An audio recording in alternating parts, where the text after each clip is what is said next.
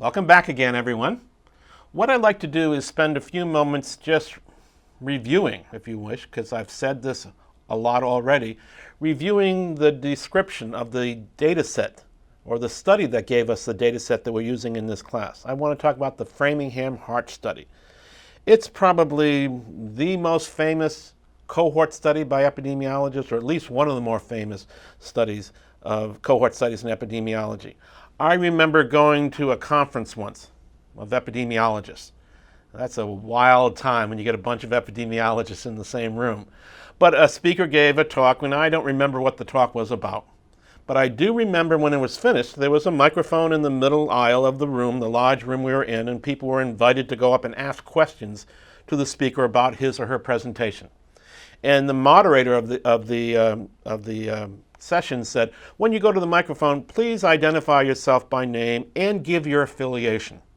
So people would be walking up there saying, hi, I'm so-and-so from the Harvard School of Public Health, or from one of the other great institutions in our country or around the world. But I remember distinctly another person walking up to the front of the room, identifying himself as saying, hi, I'm so-and-so, and I'm from the Heart Study. He didn't say the Framingham Heart Study. He said just the Heart Study. And everyone in the room knew what he was talking about. Everyone knew that he was from the Framingham Heart Study. That's how famous this study is among epidemiologists. We've been using data that is based on data collected from that heart study as data analyzed in the various analysis sections that we've been talking about in this class. But I want to give you some background now, again, about the Framingham Heart Study. And really what I want to give you is a resource of where to find information about the Framingham Heart Study.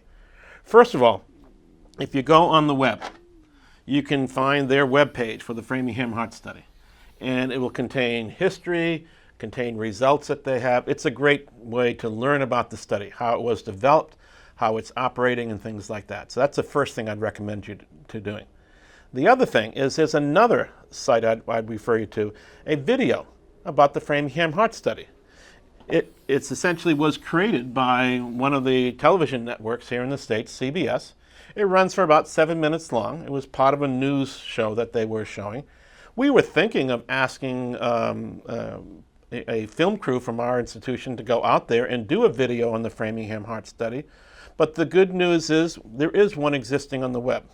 We don't have control over it. Hopefully it's still there now if you go try search for it. But do that. Go to it and you'll get a good feeling for how the Framingham Heart Study works. What are the steps involved in doing that study? A little bit of background. You'll learn from viewing those videos and viewing that website that the study was initiated in the late 1940s. So it's been around for almost 65 years.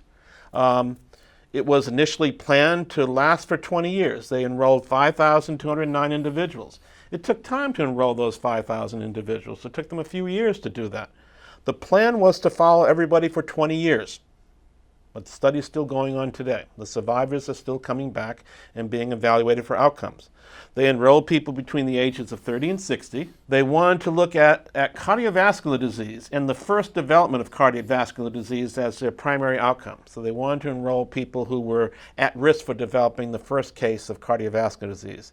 And they were first in another way. They were one of the first studies that enrolled women in an epidemiologic study. And essentially, roughly half the people in this study are men, and roughly half of the people in this study are women.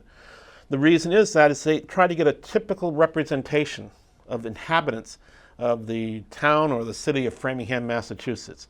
So they had volunteers recruit neighbors to be in this study. They figured if I got one person to be in the study, they might get their friends to be enrolled in this study. They essentially had people trying to recruit neighbors from every other house in their neighborhood to be in this study. Just so you have some background, in 1948, as today, Framingham is a typical city in the United States. It has typical characteristics. It has some characteristics that are more socioeconomically wealthier than others.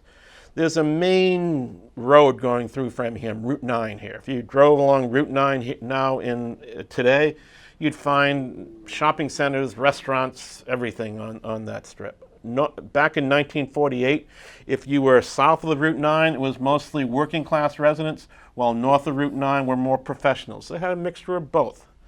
In 1948, there were a few minorities. Mostly everybody in Framingham in 1948 was Caucasian, was white. Well, over the years, Framingham has addressed that shortcoming by enrolling other cohorts from that area, cohorts that reflect the more diverse racial mix of the town of Framingham as it exists now. One of the reasons they chose Framingham is that Framingham had previously been used to study tuberculosis some 20 years later, and people were willing to be interviewed, people were willing to be enrolled into that previous tuberculosis study.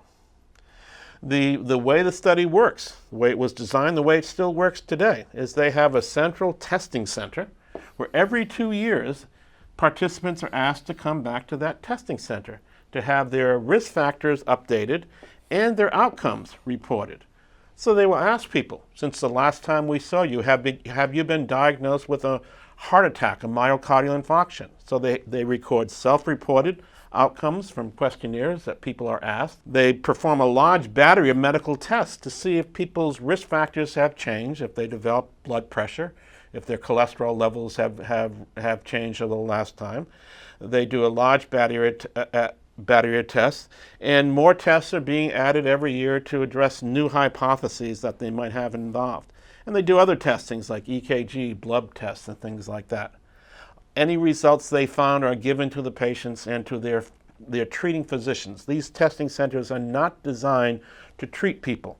They're just designed to collect outcome and risk factor information. Any information that they obtain is given to the physicians who are actually caring for those individuals outside of this study. Well, I mentioned that over the years they have enrolled other cohorts out of the Framingham population.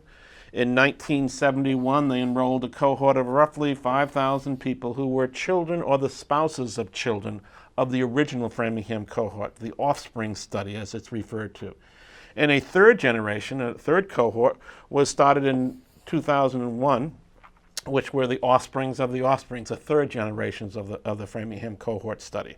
So the Framingham cohort study gives us a large battery of information that we can use to answer risk factors and their development on certain outcomes. It's a classic example of an epidemiologic study, and we're very fortunate to be able to use data that was derived from the Framingham Heart Study in this particular class. Okay, the next time we come together, I want to make a few summary slides about about cohort studies in general, and then talk about a prelude for another cohort study that we'll be talking about in this class. So I'll see you next time.